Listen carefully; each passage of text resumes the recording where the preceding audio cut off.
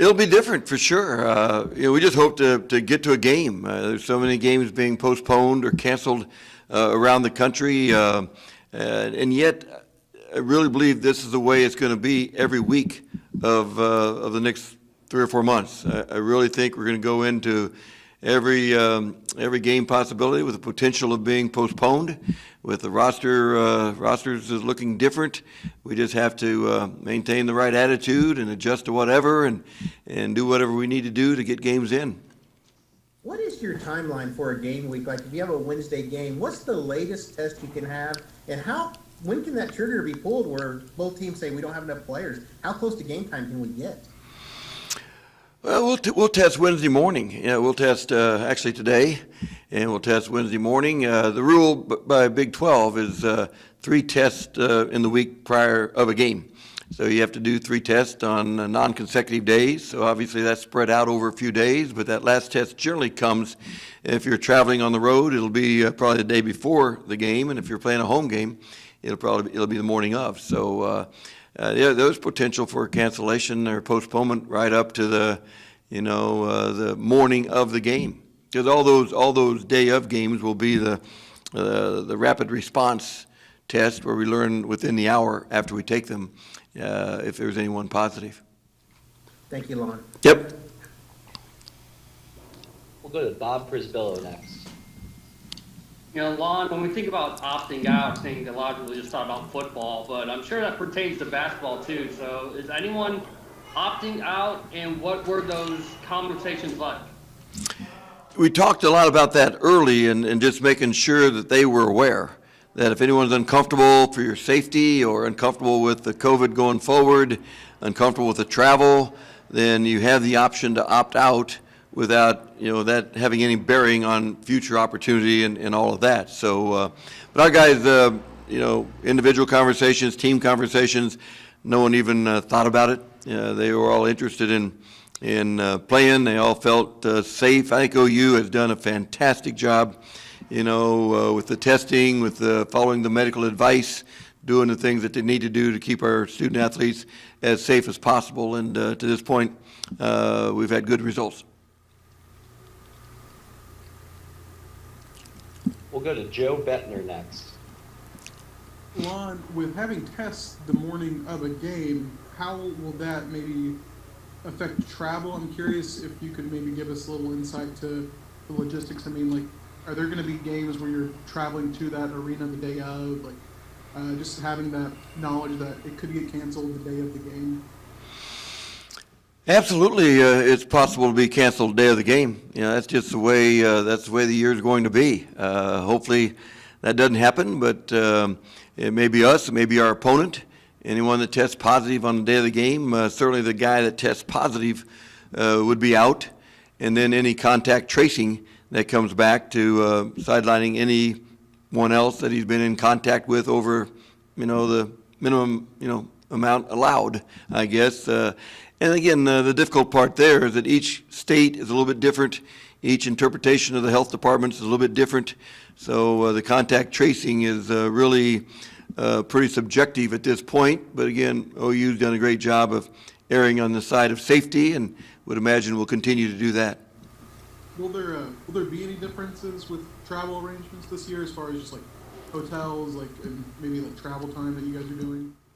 There will definitely be differences. The contact tracing is where you've got to be careful. Obviously if a guy tests positive, then it's a pretty easy decision that he's out.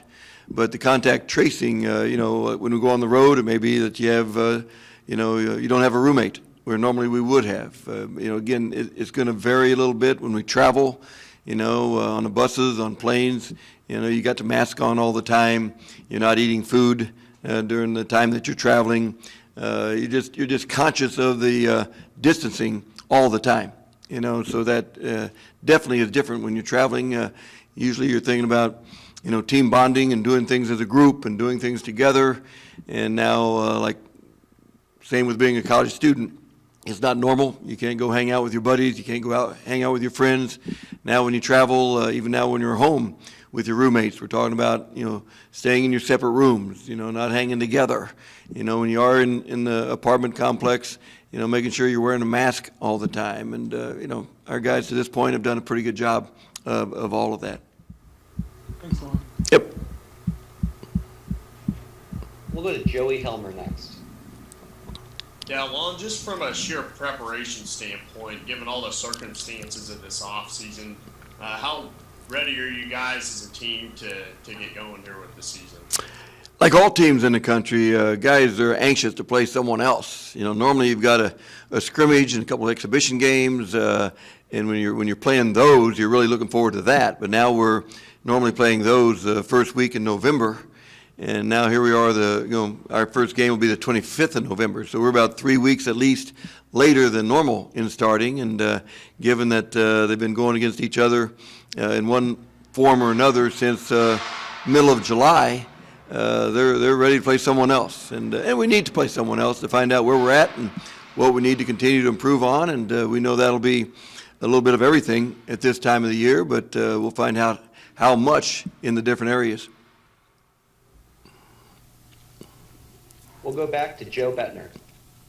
Hey, Lon, we've seen this in a few other sports where it seems like coaches are maybe giving true freshmen more playing time, just, when they can, to make sure that if something does happen, that those guys have the game experience. Is that something that has crossed your mind as far as how you manage a rotation, getting guys at Trey Phipps? Obviously, Mo Gibson has a lot of experience, but just those younger guys, I'm curious, how much does that weigh on your mind to know that you need to maybe work those guys into the rotation more early in the season if, an outbreak were to happen?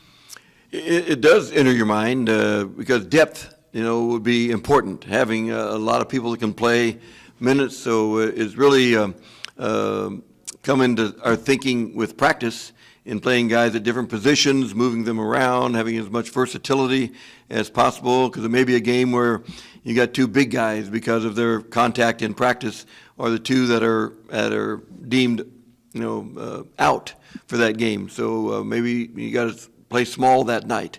So things like that, different lineups, being versatile, definitely is in our thinking. We'll go back to Bob Prisbillo. Yeah, Lon, we got to ask, any update with Harkless and his transfer waiver, and then how different has Mo looked ever since he's found out that he's definitely playing? When Mo's found out, it was a relief, as much as anything, and then he just goes about playing. But certainly he felt good to know for sure that he was going to be eligible. And with Elijah, haven't heard anything yet. Don't anticipate hearing that prior to the opener on Wednesday, but we'll just keep asking and keep checking and seeing what we can do to get an answer there. Next, we'll go to Derek Parker. Lon, despite losing Christian, with all the returnees you have, do you still kind of feel like you have that momentum from your strong finish last year? Yeah, hard to measure, of course, but felt good about the group coming back in general. And their confidence late in the year was probably higher than it had been at any other point. So I think that transitioned into a good off season. Whether it be the summer when they were on their own, or July when they came back, and this fall, they've been a terrific group in practice in terms of investing their time. Their attitude toward working hard to get better every day has been great. And again, they're anxious to play to see where they are. We have time for one more question, and that will be from Eric Bailey. Hey, Lon, I don't know if we've asked you this or not, but just your thoughts on the NCAA taking the postseason tournament to Indianapolis. And, they've probably learned a little bit from the NBA bubble. Just your thoughts on one venue for the postseason. I know we're months away, but just your overall thoughts.